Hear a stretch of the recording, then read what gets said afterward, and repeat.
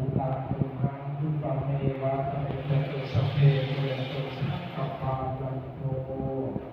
ปะระโสยถาโยติราโสยะถาวิวัชชันตุสัพพะโลโควินาศเตภวันวันตรายโยสุขีติกายุโกธนาคิริสานิจังวุฒาปัจจายิโนจัตตารโอทันติอายุวันโนสุขังอาลังสุวรรณังอิมินาวุเสนาจาจิปาหังสุลาเตเจวะเจตนังเกสันตาเนนาคมายาวานิพานะโตมะมังนัสสันตุสายัตถาทันโตภเวภเวอุชุจิตังสันเนโพริยมินามลาลพังกาตุจักวิเยสุเมพุทธาทิปาวโรนาโถนาโถปัจเจกพุทโธจักสัมโฆนาโถตโรมะมังเตโสตมานุภาเวนะมาโลกาสังลาภันตุมาปฏิสังขโยนิโสปิทัปปะตังปฏิเสวามิเอวะทวายะนะมัฏฐายะนะมัฏฐนายะยาวะเทวะอิมัสสกายะสาวิหิสุภรติยาพระมัจจริยาอิติปุรานันจะเวทนาจะเวหันตาวินาวัจจะเวทนายาตตาจะเวกามาติสัม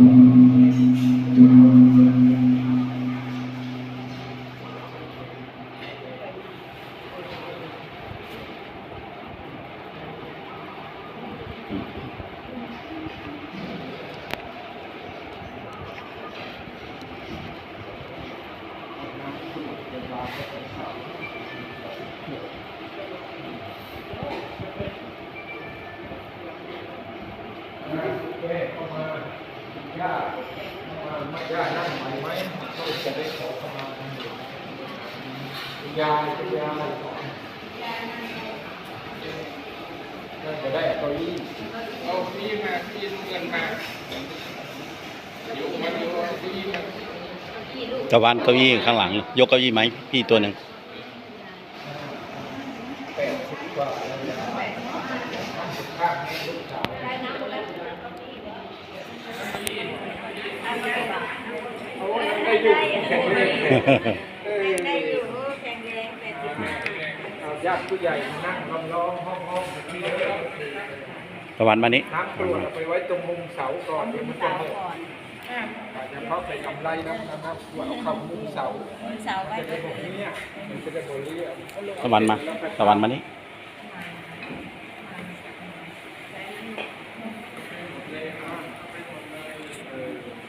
ก้มใส่ยาเสร็จแม่ก้มโน้ตะวันอยู่ไหนมาหาป้านี่มาเด้อวันนี้คุณแม่คุณยายญาติพี่น้องทั้งหลายวันนี้คณะไม่ต้องกดนะปิดวิดีโอป้าถ่ายวิดีโออยู่จะได้ขอน้ำลายอาปากขอบคุณขอพุทธขอให้พ่อให้แม่จงปกปักรักษาขอน้ำมันน้ำนิ่มเด้อคนนี้เด้อขอตอบแทนคุณบาปกรรมกับโทษบาปกรรมเวรขอให้นะครับจับหายเป็นตามสนอกใครลบเคยล่วงเคยเกินด้วยกายก็ดีวาจาก็ดีใจก็ดีตั้งใจก็ดีบ่ตั้งใจก็ดีบาปกรรมกับโทษบาปยังเวรไปก่อสร้างเนี่ยมองงามปากซุกนกพิษเรื่องกับว่าให้เป็นบาปเป็นกรรมเด้อยายเด้อแม่เด้อพี่น้องทั้งหลายให้เป็นอโหสิกรรมกับหน้าส่วนคุณยายคุณแม่คุณพี่คุณน้องทั้งหลายที่ได้เคยเกิดกับพระนาคเทพบุตรข้าพันก็เป็นอย่างเด้อก็ขอให้เป็นอโหสิกรรมกันตั้งแต่วันนี้เป็นต้นไปให้ปลอดภัยซ้อยให้บริสุทธิ์พุทธพร่องเข้าสู่ร่มกาพระธรรมพัฒน์ตั้งแต่วันนี้เป็นต้นไปเท้ามาตาปิตาประมาณปีนะทวารตะลี นักตังสัพพังอปราทังธรรมตุโลคันเตสาธุสาธุสาธุอะนุโมทามิเอาหับเอาขันหานะลูกเอาขันหายายแม่ลูกเอาหับเอาสาธุไปกราบให้ยายเอากราบลงในตักให้ยายลูกไปกราบลูกกราบจะตักเอาเพื่อนกอดที่พ่อยายกอดบนนู้นกอดบนนู้นตั้งแต่เป็นพระแล้วไม่ได้กอดเลยโอ้เทนหลายเรียกกันน้อยเนาะเอาแทนบุญแทนคุณเด้อยาเด้อเอากราบเสร็จกราบแม่ชาวบุญชาวคุณเด้อเอาก็ให้แม่หักเทนแท้ๆคือแก้วตาดวงใจได้แทนบุญแทนคุณละเด้อเลยก็หาพ่อหาแม่ก็กาเอาเป็นบุญเป็นคุณเลี้ยงน้ำกัดเนาะสาธุปฏิได้ตรวจมากบวชจะเป็นผาสาธุกอดกับพ่อเนี่ยผมมีพ่อแล้วก็ได้เป็นคนได้ประทับเลยนะครับกอดพ่อผมไม่เคยกอดแต่ว่าแทนคุณแทนคุณเลยเด้อผมได้มาหาพี่น้องพี่ลูกกันใช่กราบโลกที่พี่น้องทลายเป็นกับเป็นกับอุปยาอุ่นเนาะสาธุนะเอาเจ็บฝ่ายภูเก็ตเจ็บฝ่ายภูเก็ตถือไว้คนละเส้นแล้วก็สู้ผัด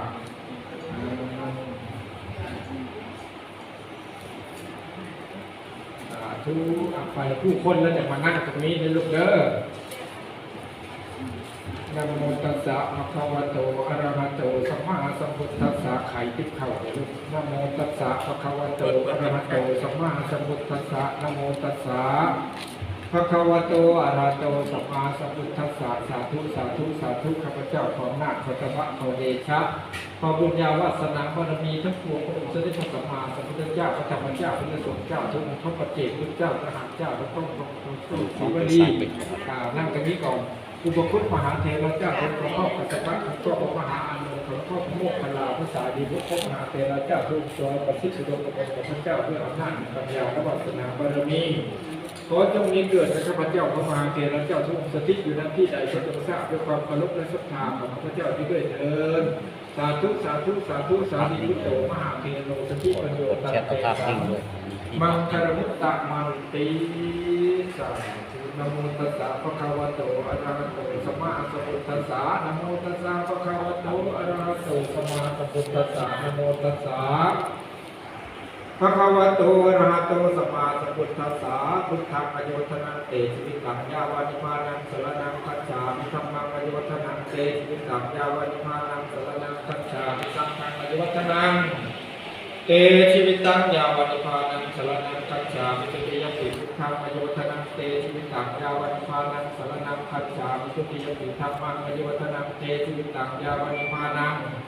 สรณังคัจฉามิตุติยปิสังฆังอโยธนังเตชีวิตังยาวานิพานังสรณังคัจฉามิตติยปิพุทธังอโยธนังเตชีวิตังยาวานิพานัง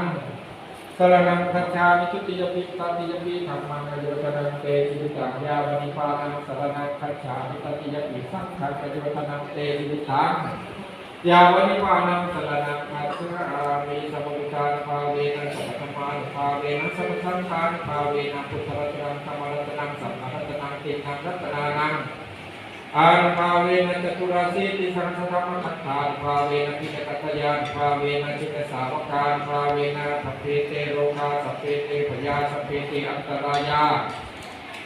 สัพเพเตอุปัฏฐวาสัพเพเตทุนิมิตาสัพเพเตมังคลาวินัสสิอโยตโกธนวัตโกสิริวัตโกยสวัตโกพลวัตโกวัตวัตโกสุขวัตโกโมตุสมัตตาทุกขโอปมัญญาเวลาโทกาสันตุทุมัทวานิกาตรายาปิวินัสสันตุเจเมทัสสาเจยสิทธิธนังลาภังโสติภพยังสุขังพลังสิริยาทุกวันโนจะภูขังวุฒิจิตสวาสตวาสาจายุสสีวาสิติภะวันตุเตชยโตโพธิยาบุเรสัพยานังนันทิวัตโนเอวังตวังยิเตโยโหนิสยสุเตยมังคะเลอัปปราจิตปันลังเกสีเสปทวิโภคะเวปิเสเกสัพพุทธานังกัปปโตโกโมทติสุนัขขังสุมังคลังสุภภาคังสุภสิตังสุขโนสุมุตโตจะสุจิทังพระมัจจาริสุปทักขินังกายกัมมังวาจากัมมังปทักขินังปทักขินังมโนกัมมังปณิทิเตป ปทักขินาปทักขินานิกัตตวานัลปัตตัตเถปาทักขิเนภวตุสัพพมังคลังรักขันตุสัพพเทวตาสัพพพุทธานุภาเวนะสัพพธรรมานุภาเวนะสัพพสังฆานุภาเวนะสัทธาโสติภะวันตุเตสาธุคำคู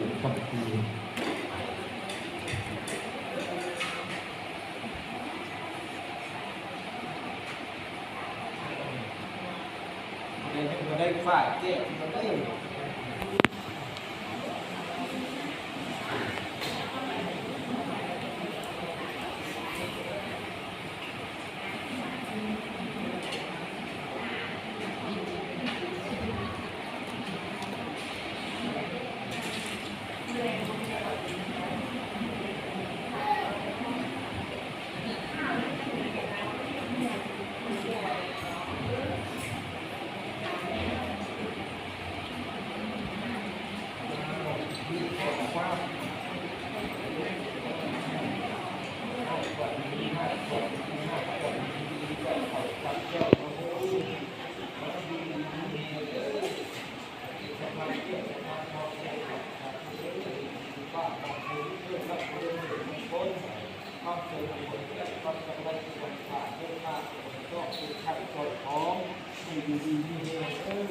ให้ได้เป็นหนึ่งเป็นเศษอย่าชุมีแนวเขตให้หลังไหลมาโฮมเจ้าอันว่าโฆษณาเข่าเขากินสิ้นตอนมาให้ทุกข์ยากอ่อนให้ไหลเข่าเป็นหลังโฮม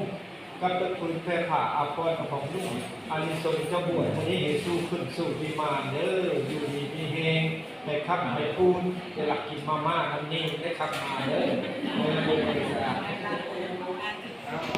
จับของไข่จับเอาเป็นโต๊ะแกะมันไม่ออกพ้นถูกมันยกไปมันยกออกไปถ้าถูกมันไม่ออกเอายกออกไปตั้งให้ไม่ออกในตัวพ้นจับเอาไข่ป้าหาพี่หาน้องพ้นถูกเคเดี๋ยวเพื่อนเอาไปใส่บาตรให้เพื่อนเวลาเพื่อนตรวจเสร็จเด้อ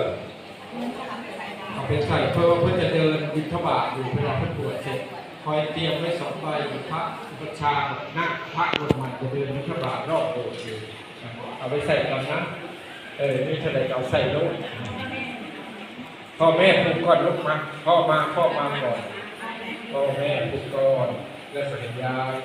เป็นพ่อเขาได้เป็นทางแล้วก็จะเป็นผู้ให้ชีวิตได้เนาะอยู่ดีมีเองเป็นสัตว์มีความสุขความเจริญเด้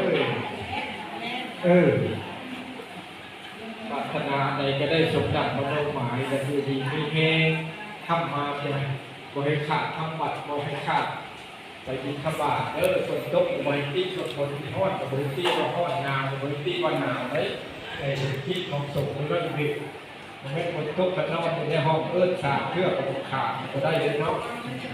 ก็ได้บุญผูกแขนไว้อยู่ดีมีแหงข้ามมาเลยไปกินมาม่ากันนี่เลยขอเอื้อนเลยนิดโอ้จะได้บุญลูกหลานทั้งเพลทุกสาธุก็ติดตัดเข่าแล้วพระประสาทพระเข่าพาขวัญเลยตอนนี้กับพอดียังคู่ดีกับพอดียังพระเข่าลงมากินเข่าแล้วก็เป็นแห่มากเนาะจากคนตกกับแห่ได้เพราะว่ามันมีราคาด้วยแล้วรอบตัวตาคู่เคนให้พรกัน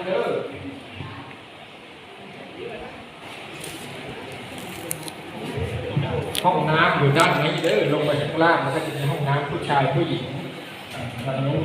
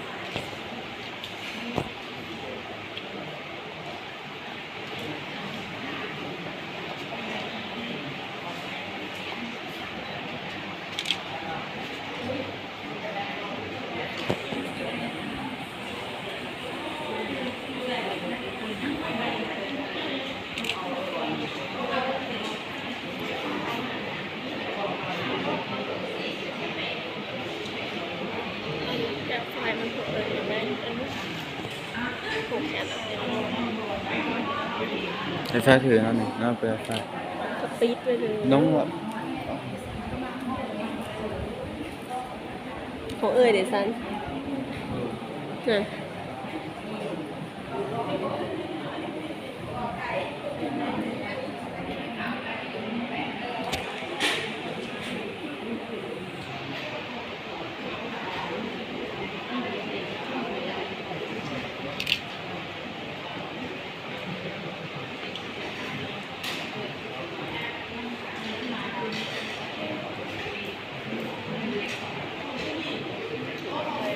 แม่เป็นบัตรไฟ